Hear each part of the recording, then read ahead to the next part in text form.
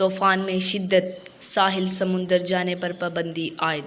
طوفان میں شدت کے باعث کراچی انتظامیہ کی جانب سے ساحل سمندر پر جانے پر پابندی عائد کر دی گئی۔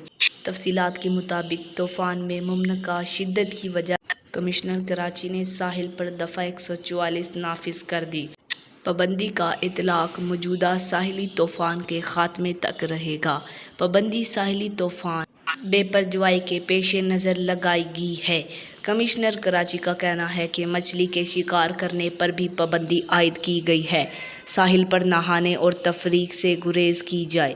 حکومتی فیصلے پر متعلقہ ادارے عمل درآمد کرائیں۔ کمشنر نے پابندی اور دفعہ 144 کے نافذ کا نوٹیفکیشن جاری کر دیا ہے۔ محکمہ موسمیات کے مطابق بحیرہ عرب کے مشرقی وسط میں موجود سمندری طوفان کی شدت برقرار ہے۔ طوفان 12 گھنٹے کے دوران مزید شمال مشرق کی جانب بڑھ رہا ہے۔